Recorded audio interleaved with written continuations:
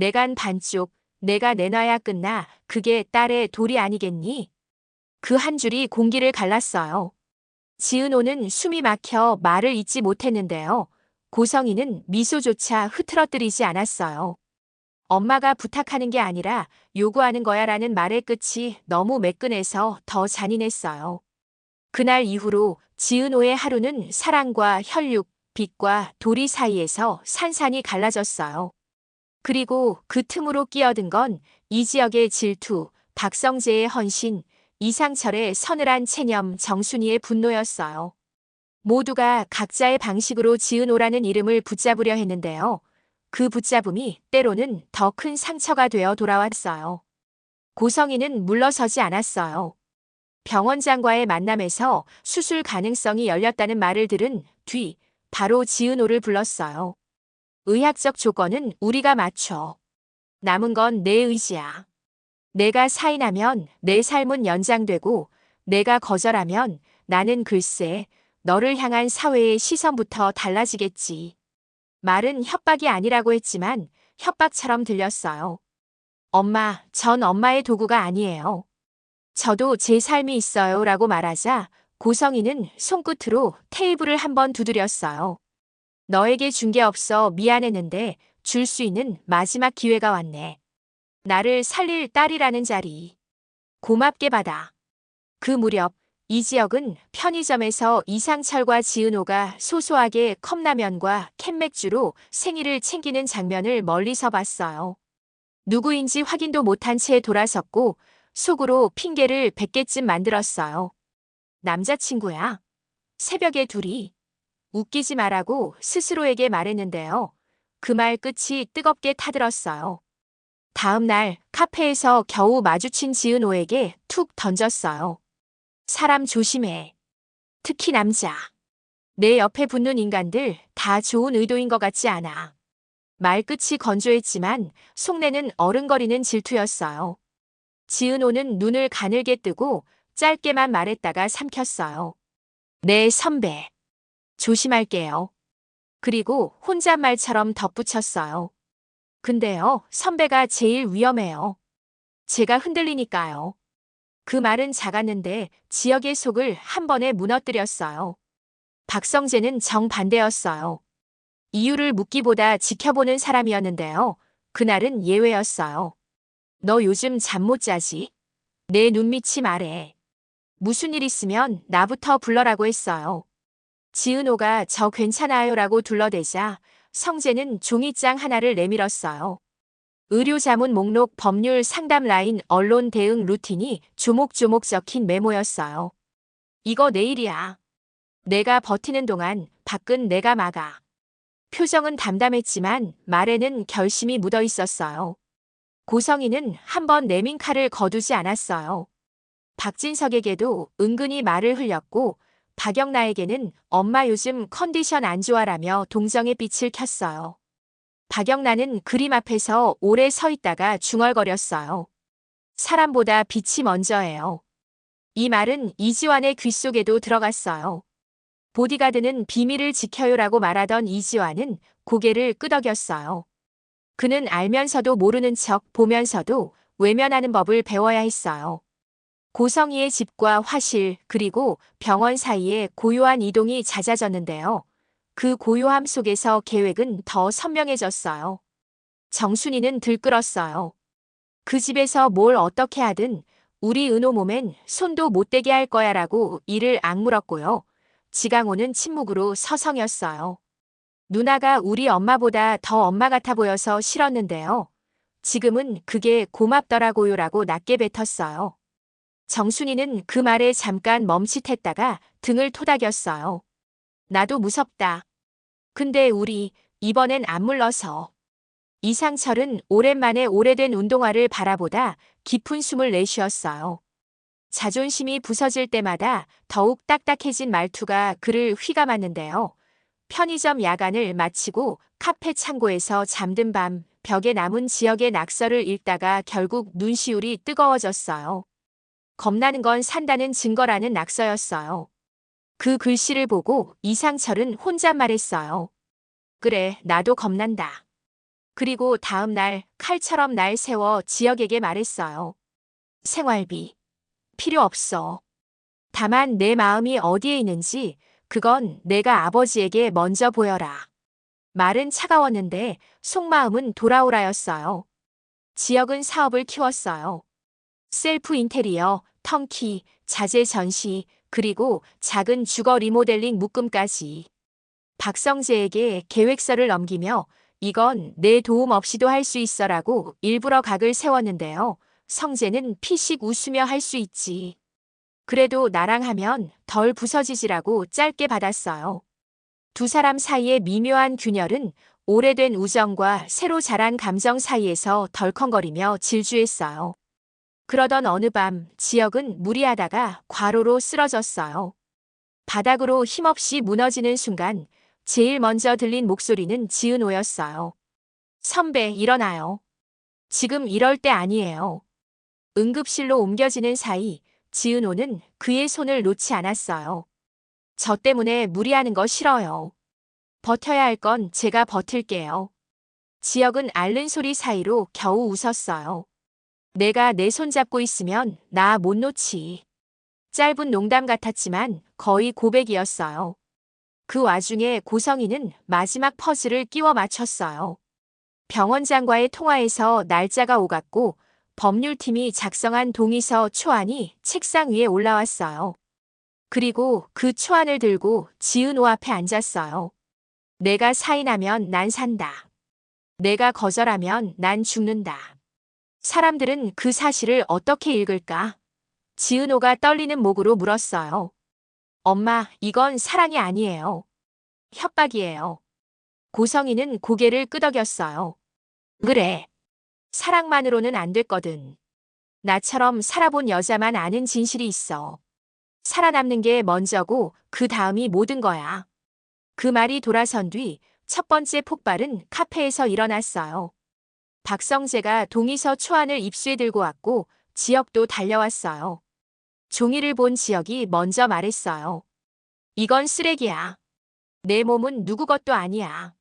성재도 낮고 단단하게 덧붙였어요. 법적으론 자발적 동의라고 써있지만 강요로 읽혀. 우리가 막아. 지은호는 둘을 번갈아 보며 말했어요. 두 분, 제 몸에 대해 큰 소리로 말하지 말아주세요. 제 몸은 제 거예요. 결정은 제가 해요. 다만 혼자선 못 견딜 수도 있으니까 옆에서 조용히 서 있어 주세요. 지역과 성재가 동시에 멈춰 섰어요. 그리고 거의 같은 속도로 고개를 끄덕였어요. 두 번째 폭발은 집에서였어요. 정순이가 동의서 얘기를 듣고 고성이에게 전화를 걸었어요. 애 엄마로서 부탁해요. 우리의 몸에 칼 떼지 마요. 고성이는 한 박자 쉬고 답했어요. 당신도 애 엄마면 알겠죠. 내가 왜 이렇게까지 하는지. 그래서 더 말해요. 엄마라면 애 몸부터 지켜요. 전화를 끊고 정순이는 부엌에 기대 울었어요. 지강호는 물 한 컵을 건네며 중얼거렸어요. 엄마, 누나가 울면 나도 싫어. 근데 누나는 울어도 예뻐 그렇지만 웃으면 더 예쁘고. 누나가 엄마 닮았나 봐. 기막힌 타이밍에 유치한 위로였지만 정순이는 웃었다가 다시 울었어요. 그래, 고마워. 너라도 이렇게 말해주니까. 세 번째 폭발은 박진석의 집에서 터졌어요. 박진석은 상황을 대충 짐작하고 있었지만 선을 그었어요. 집안 체면 망가뜨리지 마라. 고성이는 흔들리지 않았어요. 당신이 말하는 체면은 내가 숨 쉴 공기였어. 이번엔 내 패부터 살리고 얘기하자. 박성재가 그 이야기를 듣고 들어섰어요. 아버지, 체면보다 사람이 먼저예요. 그리고 엄마 사람보다도 먼저는 동의해요. 박진석이 성재를 노려봤고 고성이는 아들을 똑바로 봤어요. 넌 어느 편이냐? 성재는 한치도 흔들리지 않았어요. 은호 편이요. 그리고 제 양심 편이요. 그 말은 집안의 공기를 확 바꿨는데요. 박진석은 입술을 깨물었고 고성이는 처음으로 눈을 감았다 뜨더니 좋아. 각자 자기 편을 택하자고 했어요. 그 다음 일들은 빠르게 흘렀어요. 소문은 딸의 간이식 같은 자극적인 단어로 양념되어 퍼졌고 익명의 계정들은 제멋대로 딸의 도리 모성의 권리를 끌어다 썼어요. 지은호는 결심했어요. 제가 직접 말할게요. 그리고 자신의 이름으로 짧은 글을 올렸어요. 저는 혈연보다 사람을 먼저 보고 싶어요. 의료적 결정은 제 건강과 제 동의로만 판단하겠어요. 저와 제 주변 사람들에 대한 추측과 공격은 멈춰주세요. 문장은 차갑지도 뜨겁지도 않게 정확했어요. 박성재가 곁에서 고개를 끄덕였고 이지혁은 잘했어. 잘했어라고 2번 반복했어요. 그날 밤 마지막 폭발이 왔어요. 고성이가 카페 문 닫기 직전에 들어왔어요. 손에 작은 상자를 들고 있었고 테이블에 올려놓았어요. 열어봐. 오래된 폴라로이드 사진 몇 장이 들어있었어요. 비 오는 날 버스 정류장, 골목 어귀, 공원 벤치. 멀찍이 서서 아이를 바라보는 젊은 여자의 옆모습이었어요. 고성이의 목소리가 낮아졌어요. 지우고 싶었는데 못 지웠어. 내가 너를 버렸다고 생각했겠지만 사실 매일 보고 있었어. 멀리서라도. 지은호의 눈동자가 흔들렸어요. 분노와 애틋함이 한꺼번에 올라왔어요. 그럼 왜 지금은 칼을 내미세요? 엄마가 나를 사랑한 적이 있다면 왜 지금은 나에게서 빼앗으려 하세요? 고성이가 고개를 숙였다가 들었어요. 난 살아남느라 사랑하는 법을 잊었어. 사랑을 말하면 지는 세계에서 오래 살아서 그래. 그러니까 너라도 내 대신 이기게 해줘. 잠깐의 침묵 끝에 지은호가 말했어요. 엄마, 전 내 방식으로 이길게요. 누군가의 몸을 뺏어야만 이기는 싸움이라면 저는 지겠어요. 대신 제가 무너지지 않게 오늘처럼 와서 사람처럼 말해주세요. 고성이가 처음으로 미세하게 무너졌어요.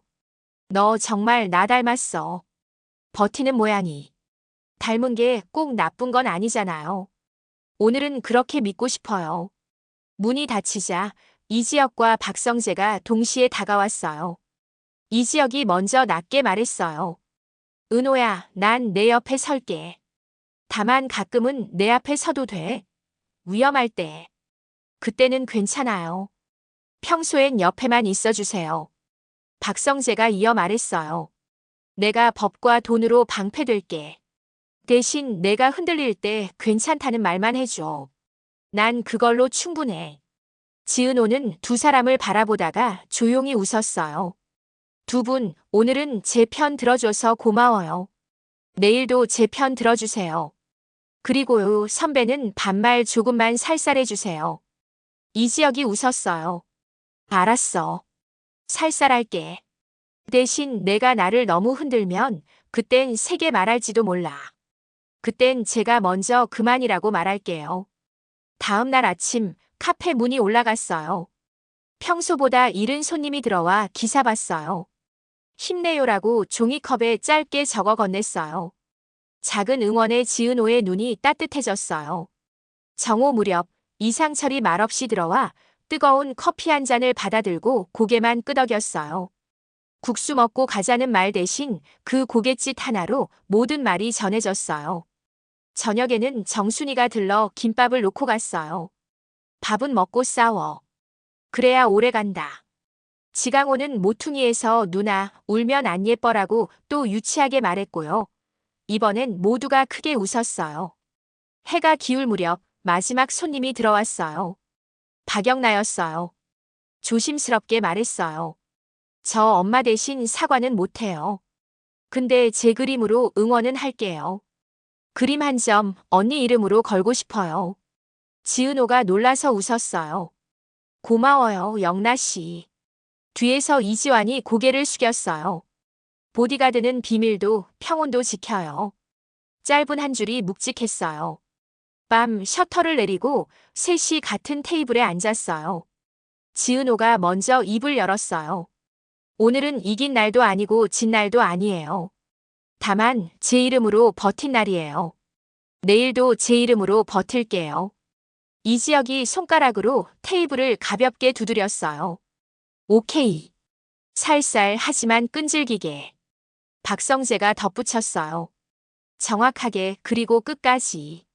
창밖에는 비가 아주 가늘게 내렸어요. 휴대전화에 동시에 메시지가 도착했어요. 박진석에게서 선 지켜라는 한 줄, 고성희에게서 내일 내 방식 말고 내 방식으로 얘기하자는 한 줄, 이상철에게서 국수는 늘 있다는 한 줄이었어요. 서로 다른 방향에서 같은 사람을 시험하는 말들이었어요. 지은호는 깊게 숨을 들이마시고 답장을 보냈어요. 내 방식과 내 방식의 중간에서 만나요. 그리고 속으로 덧붙였어요. 사랑이 죄라면 제가 감당해요. 다만 사랑을 핑계로 제 삶을 빼앗게 두지는 않아요. 다음 이야기는 아직 열려 있어요. 고성희는 또 다른 패를 쥐고 있을 거고, 박진석은 체면과 현실 사이에서 줄을 탈 거고, 정순이는 밥상을 더 단단히 차릴 거예요. 이상철은 말 대신 국수로 마음을 전할 거고, 지강호는 유치한 농담으로 빈틈을 메울 거예요. 박영란은 그림으로, 이지환은 침묵으로, 이수빈은 솔직함으로 각자의 자리를 지킬 거예요. 그리고 무엇보다 지은호, 이지혁, 박성재. 셋은 오늘의 각서를 내일도 지키려고 애쓸 거예요. 질투를 무기로 쓰지 않겠다는 약속, 권력으로 숨을 막지 않겠다는 다짐, 자기 몸과 마음의 주인이 자신이라는 선언. 막장이라는 파도는 더 크게 덮쳐오겠지만 그 파도 위에서 셋은 끝내 서로의 손을 어떻게 잡아야 넘어지지 않는지 배우게 될 거예요. 그게 이 이야기의 다음 장이고 우리가 내일도 이 드라마를 보게 되는 이유예요. 드라마 리뷰 탐정의 다음 추리도 놓치지 마세요. 더 흥미진진한 리뷰를 위해 구독과 좋아요 꼭 부탁드립니다. 감사합니다.